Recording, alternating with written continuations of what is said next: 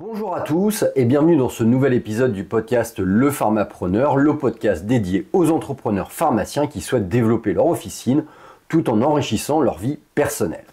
Je suis Arnaud, votre hôte, et aujourd'hui nous allons aborder un sujet un peu différent mais tout aussi crucial dans la gestion de nos entreprises, à savoir l'intuition.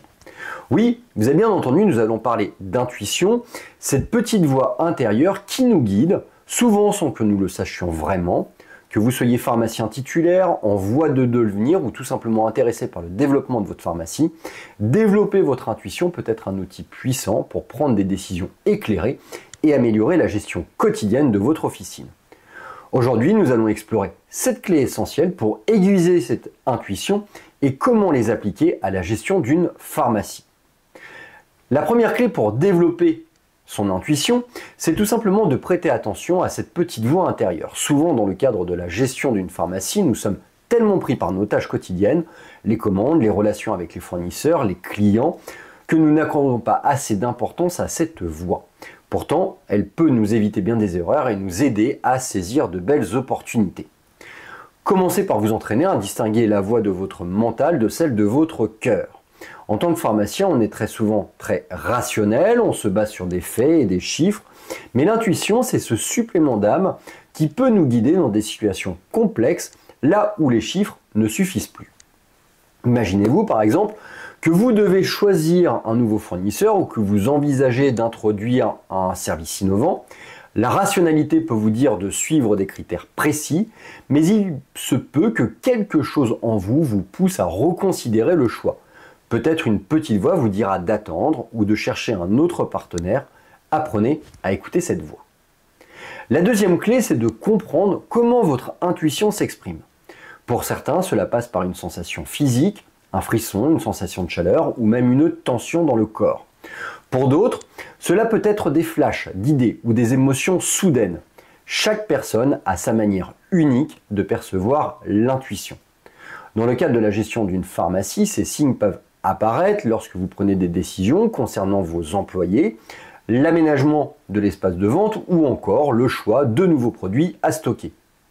En identifiant comment se manifeste votre intuition, vous serez mieux équipé pour prendre des décisions rapides et éclairées. Vous hésitez peut-être à embaucher un nouveau préparateur. Tous les critères semblent en faveur de cette embauche, mais quelque chose dans votre corps vous dit que ce n'est pas le bon choix. Apprenez à identifier cette sensation et à la respecter.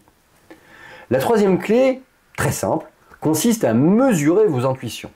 Lorsque vous êtes confronté à un choix difficile, comme celui d'implanter un nouveau service dans votre pharmacie, par exemple la livraison à domicile, demandez-vous sur une échelle de 1 à 10 à quel point cette idée vous semble juste.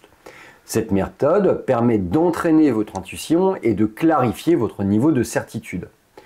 Ne vous concentrez pas uniquement sur les données rationnelles, votre niveau de certitude émotionnelle joue également un rôle crucial. La quatrième clé, c'est d'entraîner votre intuition sur des petites décisions, celles où les enjeux sont faibles. Choisissez des situations du quotidien comme la réorganisation des rayons dans votre officine ou encore la sélection d'un nouveau produit à mettre en avant sur vos étagères. Ce sont des décisions mineures, mais elles peuvent vous permettre de développer votre ressenti sans trop de pression.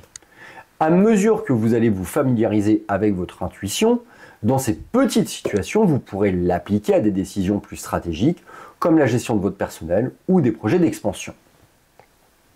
La cinquième clé, c'est d'être attentif à l'impulsion de votre corps. Très souvent, lorsque vous prenez une décision, votre corps vous donne des indications. Par exemple, si vous ressentez une ouverture dans votre poitrine ou une montée d'énergie, c'est probablement que votre décision est alignée avec votre intuition. Apprenez à écouter ces signaux. Parfois, le simple fait de ressentir un relâchement dans les épaules ou une détente dans le ventre peut indiquer que vous êtes sur la bonne voie. Dans la gestion d'une pharmacie, ces signaux peuvent apparaître lorsque vous prenez des décisions concernant des partenaires commerciaux ou des projets de développement. Sixième élément, une excellente façon donc d'améliorer votre intuition et de revenir sur vos décisions passées. Interrogez-vous après coup, était-ce mon intuition qui parlait ou mon mental?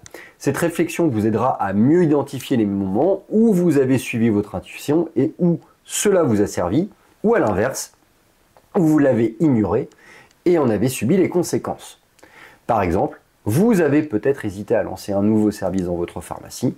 Réfléchissez aux résultats et demandez-vous si votre intuition vous a bien guidé. 7e point, c'est la dernière clé, c'est de rester centré et de pratiquer la gratitude. Lorsque vous êtes reconnaissant et en paix avec vous-même, il est beaucoup plus facile d'écouter votre intuition.